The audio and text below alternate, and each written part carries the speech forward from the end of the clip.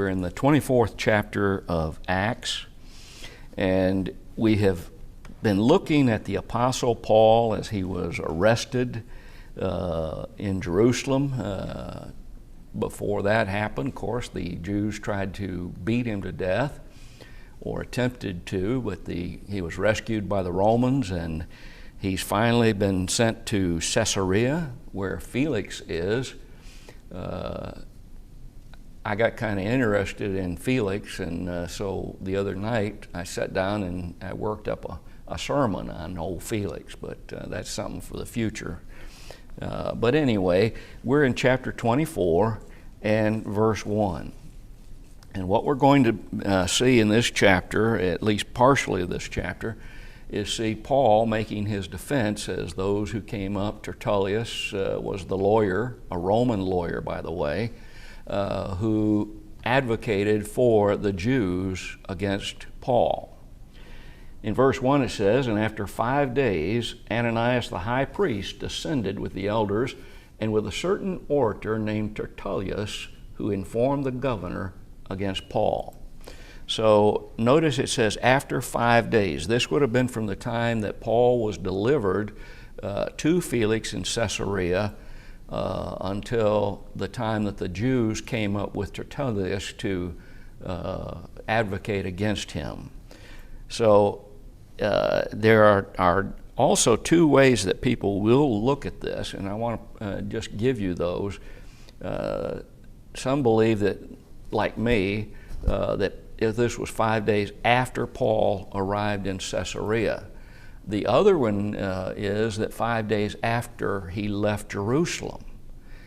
Personally, I don't see a difference between the two.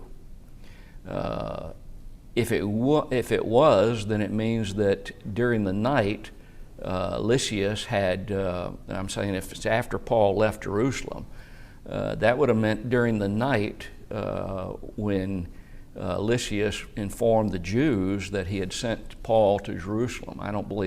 To Caesarea. I don't believe that was the case. I believe he would obviously wait until the next day to inform them and to tell them they had to go to Caesarea to present their case. Now notice it says that Ananias the high priest descended with the elders. Of course, he descended down, talking of height and not direction. When we talk about down in our society, we tend to think of south. We're going. I remember when I was a boy, we'd take our vacation, and when Daddy was working in the auto industry, and we would go south because we were going to Tennessee. That was south of Michigan. But notice they came down from the heights of Jerusalem, and considering how quickly they came down, it seems to show me how desperate they were to have Paul killed. We want Paul dead. They didn't want him around. They didn't want him to be able to, or as they said it, for him to cause trouble, and he wasn't the one who caused the trouble. In fact, when you look at the life of Paul as he traveled on his mission journeys, almost exclusively it was the Jews who caused a problem for the Apostle Paul and stirred up conflict. There is one exception to that, and of course that is, that I remember anyway, that is when the silversmiths caused the problem, not necessarily the Jews. So they were desperate. They hated this man. You know, hatred is something that causes a lot of problems for people. It can cause them to not realize or look at any evidence that is presented to the contrary of whatever it is they believed. We see a lot of that in this day and time, and in the political situation that we see in our country. Some people are just so blind with hatred, they can't look at the facts and make a logical conclusion from it. But their hatred caused them to reject God's commands in this text. The only place where they could learn about what God wants them to do and to be able to have salvation. So it cost them salvation. Now notice the Jews came down, and we asked the question, who did they bring with them? Well, it's the orator named Tertullus. The word orator, Strong tells us that it means a speaker, that is by implication a forensic advocate. Now, in our day and time, we tend to think of the idea of forensics as some kind of science, like getting a hair that you found at the scene of the crime and maybe being able to get the DNA off of it. But the word forensic actually carries more idea than that. It will also deal with the arguments of a lawyer, the arguments that are made in a legal case. So when we talk about forensics, we need to understand it's not just talking about physical evidence. It's talking about the arguments that are presented as well. So what we would call this orator in our day is a lawyer, and specifically we would call him the prosecuting attorney. Tertullus's name and the word orator combined indicate that he was a Roman. Well, why did they need a Roman to offer the prosecution against Paul?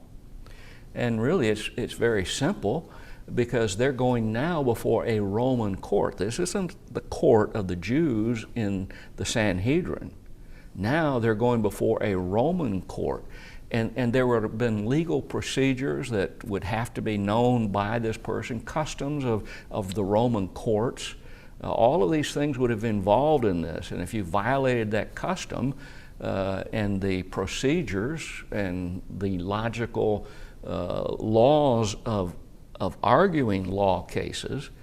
For instance, in today when a man says, well, I'm going to represent myself as the lawyer, what will a judge do? He will automatically say, now look, I'm telling you, you have the right to do that, but I highly recommend you get a lawyer. Why? Because the lawyer knows all of how to argue effectively, and he also knows what things not to violate, hearsay and things of that nature. That doesn't stop some lawyers, we know that. They'll go ahead and present something as hearsay just so the jury can hear it, because they don't get it out of their head once they hear it. So it's a sly thing that they do that is patently wrong, and the judge will call them down for it. They needed to follow Roman law, legal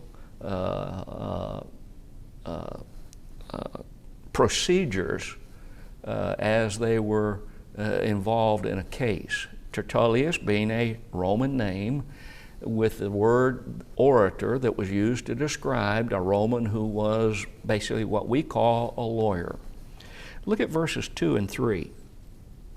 And when he was called forth, Tertullus began to accuse him, saying, seeing that by thee we enjoy great quietness, and that very worthy deeds are done unto this nation by thy providence, we accepted always and in all places most noble Felix, with all thanksgiving. Notice how he begins. He addresses Felix, obviously the governor of Judea. He had been the governor of Judea from 52 to 59 A.D. He had been formerly, and this is really interesting to show how a person could rise in the Roman Empire because of favor or whatever. He had formerly been a slave who gained the governorship by appointment by Claudius. Now Claudius, or rather Felix, his brother, was closely associated with Claudius, and Claudius really liked his brother, and so partly as a favor to his brother, he appointed Felix as the governor of Judea, again from 52 to 59. And Felix, when you look at Felix, he was not highly regarded. Even by the Roman government, as a little bit of time went on, he became highly unfavored among those who were influential Romans, that is the higher class basically of the Romans. In his tenure as governor, he accomplished very little. There were a few things he got done. For instance, he did defeat the Egyptian and his followers. And yet notice that apparently he did not kill the Egyptian, because Lysias, when he was talking to Paul on the stair steps, he thought Paul was that Egyptian, same person, who was a recognized leader of insurrection and the assassins of that time. He was particularly a very brutal governor. 2 years after Paul's hearing before him here in Caesarea, when Paul had been sent to Rome by ship, he was removed from his office by Nero. Excuse me. This came about because he was so evil and so wicked, his judgments were so unfair, that the Jews had been protesting to Rome about him. And so finally Rome called him back, and apparently there was a trial of some kind or whatever. Anyway, it was determined that the Jews had been right, that he had been extremely brutal and unjust in his announcements, his proclamations. And so he was banished to Gaul, which we know of as France, and that's where he died. So when he was called forth, who? Tertullus? No, I think this refers to Paul being called from his cell, the place where he was being kept by Felix. That's my take on that. And so now Paul has appeared before the court. Tertullus and the Jews are there, and so Tertullus begins his speech, how? Not by talking about Paul particularly, but by flattery. He's going to try and flatter Felix into getting Felix to acquiesce to what these Jews, and he is their advocate, want them to do. Notice he says, seeing by thee, now notice these words carefully, seeing that by thee we enjoy great quietness, peace, and that very worthy deeds are done unto this nation by thy providence. Now again, to a certain degree, this was deserved, because he had removed a lot of the bands of robbers, those led by the Egyptian, who were the assassins, and what they did was they would be along the byways, etc., that were leading to Rome and other places, and they would rob the people. And he did make a great dent in those robbers and those assassins. He had indeed defeated the Egyptian who tried to bring insurrection against Rome, and of course was beaten and failed. But Tertullus skipped over something. He talks about we enjoy great quietness. In other words, we enjoy peace because of the things that you've done. He skipped over a lot of the riots that Felix actually caused among the Jews by his overbearing nature and the rulings that he'd made against the Jews and very unfair practices. He caused a lot of riots. And then when the riots came into being because of his actions, then he brutally put them down. Felix was also involved in the assassination of Jonathan, the high priest. Josephus records that for us in his works, how that he had been involved with others in assassinating Jonathan. Apparently Jonathan was the legal high priest, if memory serves me correctly, and he was a staunch opponent of Rome. Remember, they had two high priests. One that was God's high priest, that is, came from the Jews, a Levitical family, as they're supposed to, and then one who was appointed by the Romans to follow their procedures and their wishes. So Tertullus offers flattery, and his flattery is part lie and part truth. He did bring a little bit of peace, but he also caused more problems than he alleviated. So Tertullius then said that they had gained this peace, this quietness under Felix. But also notice the implication of the words that are used there. He was basically saying, we peace-loving Jews. Notice the words in our text. He is implying we're peace-loving Jews. And nothing could be further from the truth. They were always causing a problem. It was always difficult to maintain peace in Judea. And when we look at that, notice their hypocrisy. They've just had this man who advocates for them tell them we're peace-loving, and yet they had just participated in 3 riots in 2 days in Jerusalem just shortly before this time. They participated also in the attempt to murder Paul, a direct violation not only of Roman law, they were not allowed to put somebody to death, but it was also a violation of Jewish law, the law of Moses, which they claimed to follow after. And of course, the real law, religious law at that time, was Christianity, and it was a violation of Christianity as well. And if, William and I were talking about this last week, if they had accomplished the death of Paul, that is, assassinating Paul, Roman soldiers would have also been involved. They would have at the least, some of them been hurt, probably some of them killed, because remember, this force was 40 plus people who were trained apparently to be these assassins. Romans are going to get hurt. Romans may have died, and it may have caused, knowing the way the Romans felt about insurrection, it may have caused them to wipe out everyone in the temple area, all the priests, all the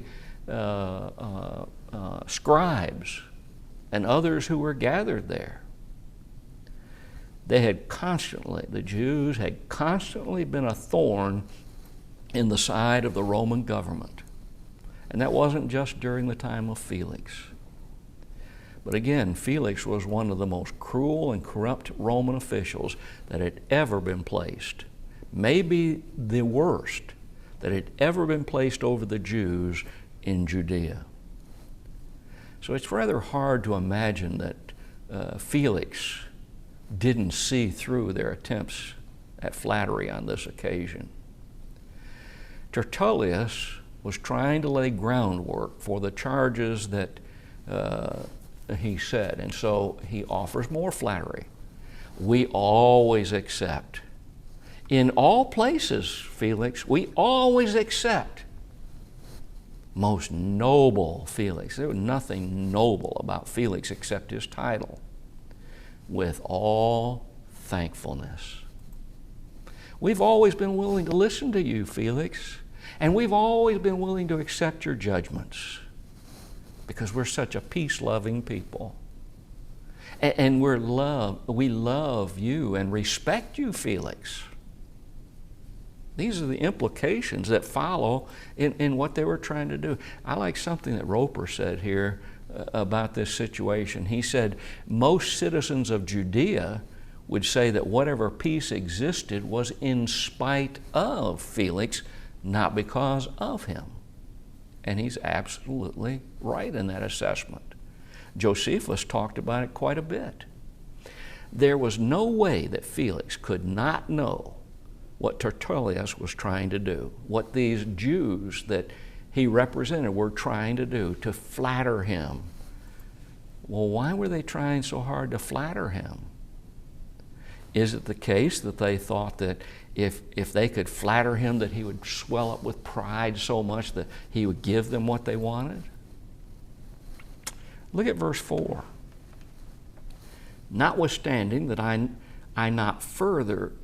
be not further tedious unto thee, I pray thee that thou wouldest hear of us, of thy clemency, a few words. Tertullius says, I'm going to be brief with my charges. He implies that, Felix, you're such a busy man and you've got so much to do and on that, we won't be tedious to you anymore. We won't burden your time. In contrast, he's saying, we don't want to keep you from accomplishing, consider what he's already said, more of your good works, your good deeds for us Jews. Oh, we're just so happy to have you as our leader. The word clemency comes from F-L-K-A, and that word it refers to mildness and gentleness and fairness.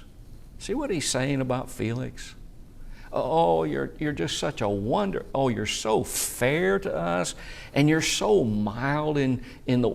But we know from Josephus and other historians of that time that he was none of those things. They're flat out lying, and oftentimes that is what flattery is. It's a lie. Tacitus, the Roman historians, said that Felix believed that he was seriously above the law. He could commit any crime that he wanted to. He could cause the Jews or anybody else that was under his rulership to riot against Rome or any other, and he was above the law. Just can't do anything to him. Jackson thought that Tertullius was implying that since you're so busy, maybe you just go ahead and render a speedy decision in this case. In other words, a speedy decision for us to rule in our favor, to have Paul put to death, because that's what they wanted. Look at verse 5. For we have found this man a pestilent fellow, and a mover of sedition among all the Jews throughout the world, and a ringleader of the sect of the Nazarenes. Here's charge number one that he makes against Paul. Paul's a pestilent fellow. Pestilent fellow pestilent comes from loimos, and it means a plague. Paul is just a plague. Well, what does a plague do? It tends to kill people. It tends to cause sickness, etc. And all of these ideas are prevalent in what he's saying about Paul. He's a pestilent fellow. Zojati said that it's used to metaphorically of someone who is a malignant and mischievous person. In other words, a pest. Now, let me ask you something. Since when is being a pest something that's against the law? Since when is a pest? Someone being a pest has never been against the law. No one's ever been adjudicated in our country or others around us just simply for being a pest. Bauer said that this word was used of a person who was dangerous to the public. Why, he's just been talking. Why is that so dangerous? Now, I understand. Talk can be dangerous. But what about Paul speaking is dangerous to anybody except the rulers, the Pharisees and the Sadducees of the Sanhedrin? And what has he said that would cause them physical harm? Nothing. This is obviously another false charge that's meant to inflame Felix against Paul. He's just a pestilent fellow. Well, Felix already knew that he wasn't a pestilent fellow, a pest. He'd already spoken to Paul. He had seen the respect that Paul used toward him, and he's going to see it even further in our context. The second charge made against Paul in this is he's a mover of sedition among all the Jews, notice this, throughout the world. If this was true, that he was a mover of sedition, that was a very serious charge in the Roman Empire. The Romans were known, if someone was charged sedition, they did everything they could, whatever it took, to put that sedition down right now. If it meant sending an army clear across the empire, a massive army, to put down a seditious movement, they did it. If it was to put down a sedition of somebody in the Roman capital, they did it. And they did it with swords. Sedition, stais, an uprising, a riot, a revolt, something that is a rebellion. And that's how Bauer, in his lexicon, summarized the idea of a sedition, of which the other lexicographers that I noticed also agreed. Again, this is a patently false charge. It is a lie. Paul is not the one who caused trouble. And notice in that text, it says a mover of sedition. Didn't leave it there. Who was he a mover of sedition, they said among? Was it against the Romans? No. It was among the Jews throughout the world. Did Paul's words cause sedition among the Jews? Yes. Sedition against God's word. Sedition against the Romans? No. Circumstantial evidence is often used to convict someone in courts, to cause them to be convicted of a crime just based on circumstantial evidence. It used to be in our country that if there was no body, you could not use circumstantial evidence to convict them of a crime, that is, of murder.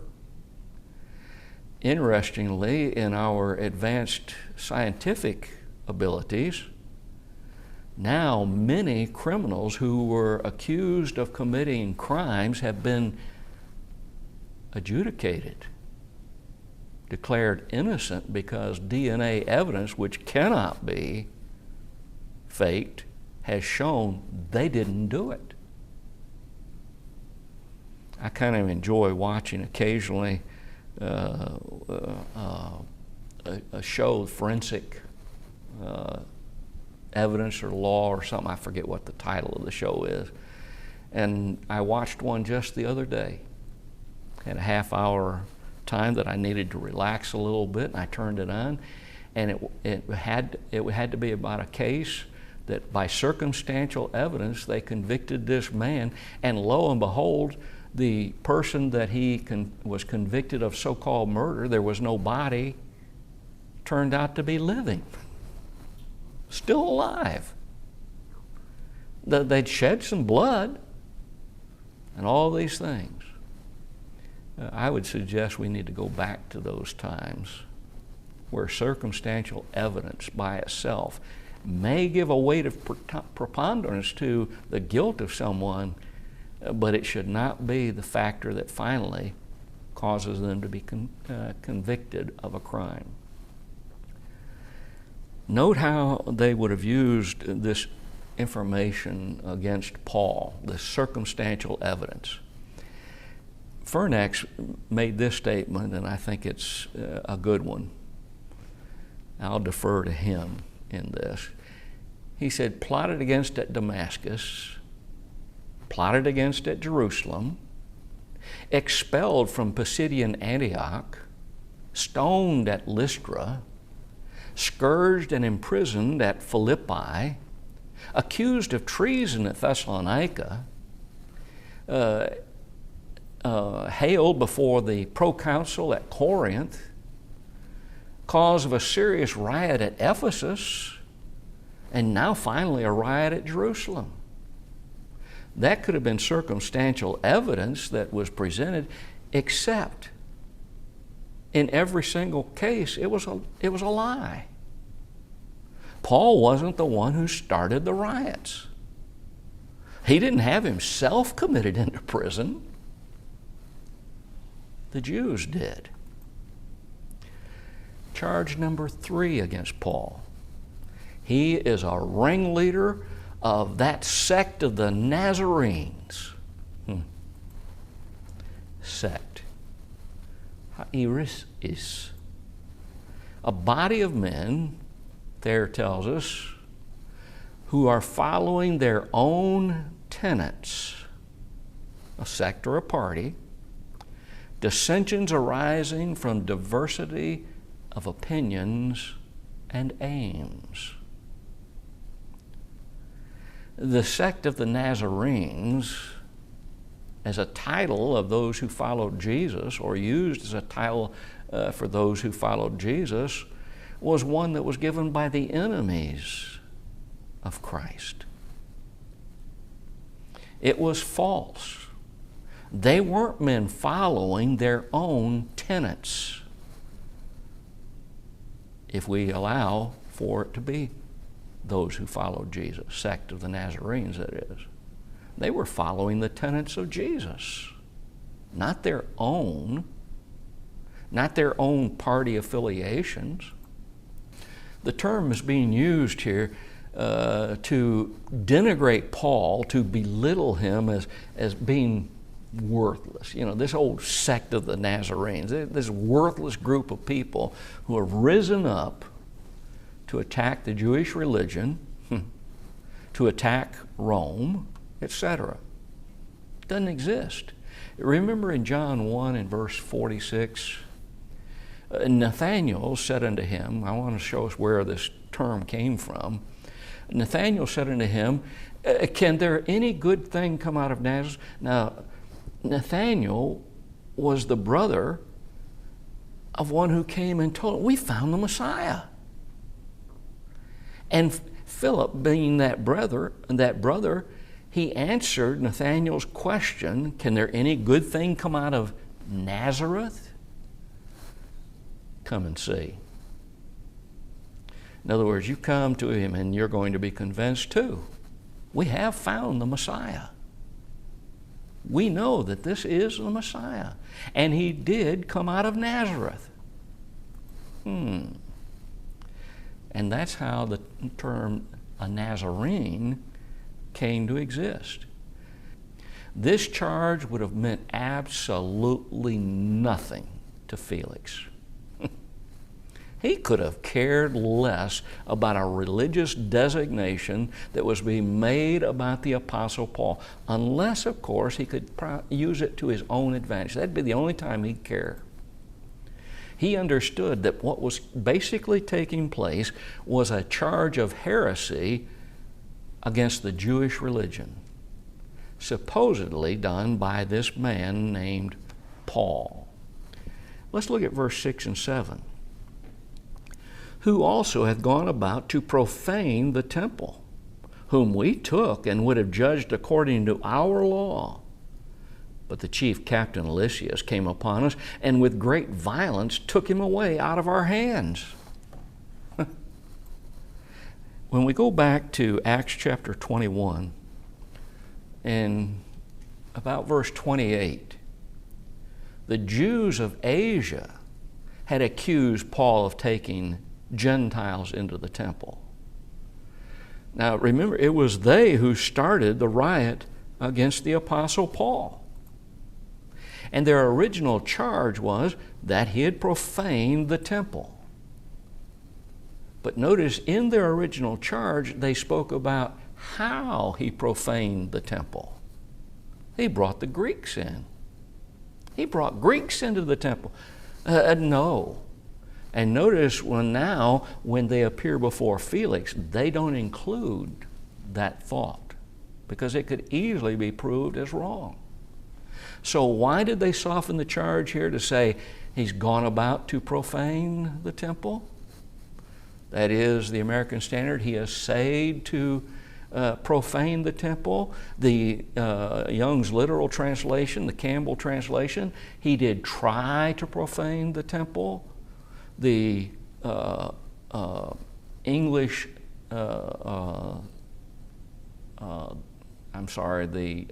English or the Campbell was attempted. It was the Campbell that said, did try. Jamieson Fausset Brown, in their exposition of these words, said, who even attempted to profane the temple. Notice, the original charge was, he's profaning the temple. He brought Greeks in here. Now they softened the charge. Why? Because they're admitting, in essence, they couldn't prove the charge of profaning the temple. They had taken him captive, implying an arrest. They're going to drag him out and they're going to stone him to death. The facts show that they actually did not arrest him. The facts show that they savagely began beating him. And the facts show that if they could have, they would have murdered him, except for the intervention of Lysias. They also admitted that when they were in the process of taking Paul, when Lysias rescued them from them, that Lysias used great violence. There's no doubt that a little bit of violence would have been used against them. I mean, he's going to have to get them out of their hands. But great violence? Wouldn't great violence portend weapons being used against them, wounding some of them, or knocking them down and hurting them? The Romans were really good at knocking people down with their shields. They were really good at that. Great violence. He took them away he jerked them out of our hands. They accused Lysias now of using unreasonable force in taking Paul from them. To be sure, Lysias probably had to use some force, but there's absolutely no indication that he had to hurt anyone, injure anyone in any way, or kill anyone to get Paul out of the Jews' hands. And again, when you look at the two events, Acts 21 compared to our text here, it's a different account that's being given in the two versions. The present chapter portrays the Jews' attempts to use flattery to secure their goal, to whitewash their actual intentions and actions, and they're not going to be successful with Felix. He knows what they're really like. He knows that they were prone to violence. Look at verse 8 and 9 of our text. Commanding his accusers to come unto thee, who? Lysias, by examining of whom thyself mayest take knowledge of all these things whereof we accuse him. And the Jews also assented, saying that these things were so. Notice, Lysias had written his letter to Felix. He let it be known that Paul was not guilty of anything where he deserved to be in custody, in jail, or put to death. And he had told the Jewish leaders, he intended to tell him, the letter stated, probably the next day after Paul was in the hands of Felix. Why, wouldn't someone who's even a dishonest judge be able to simply accept that one of his military commanders, a captain of captains, accept his word against those who were guilty of accusing Paul of injustice? Wouldn't he be able to see that? And wouldn't he have released Paul from custody? Instead, he's going to let it go to a sham trial. They called false witnesses to condemn Jesus, didn't they? The idea of this text seems to be, you examine Paul. Watch it. See if you don't think I'm right. You examine Paul and you're going to determine his guilt. Examine him how? Probably with the scourge, the cat o' nine tails. After all, that was the common mode of examining that was many times done by the Roman armies. Oh, aren't you guilty of this? And scourge the person until they finally got to the point where they'd say, oh yeah, whatever you want to say, I did it. Notice also it says the Jews assented. The American Standard reads, the Jews joined in the charge, saying that these things are so. What Tertullius has just said about Paul, oh, we agree, that's true. They were so morally bankrupt that they had used false witnesses to condemn Jesus. They were so morally bankrupt they would use false charges against anyone to get what they wanted. You can't ask for a more bankrupt, morally people than what the majority by far of the Sanhedrin were during this time in history. If anything, they had become even more corrupt than in the time of the trial of Jesus. Remember Nicodemus, a member of the Sanhedrin, came to Jesus by night. Why did he come by night? Because he was afraid that somebody... No, it was because his workload went from daylight to dusk, to night. That's the only time he had to be able to go to talk to Jesus. And do you remember what he told Nicodemus, this ruler of the Sanhedrin? We know that thou art a man. We who? We know that thou art a man come from God. How do you know that, Nicodemus? How do those that you're speaking of, we who? Members of the Sanhedrin. We know that thou art a man from God because nobody can do these things unless God's with him. You see, some of the Sanhedrin did recognize some truth. They may not have been willing to admit it like Nicodemus was, but they still knew. I've heard people try to argue over the years that the Sanhedrin didn't. The reason they murdered Jesus on the cross was because they didn't really understand. Every indication that I have in my Bible shows they did understand. They did understand who Jesus was. And that made them more inclined, more desirous to put him to death so that they could maintain their power in the Sanhedrin, their power over the Jews. Their power, limited though it may have been, recognized by the Romans. Well, we'll come back to verse 10 next week and examine this context a little further.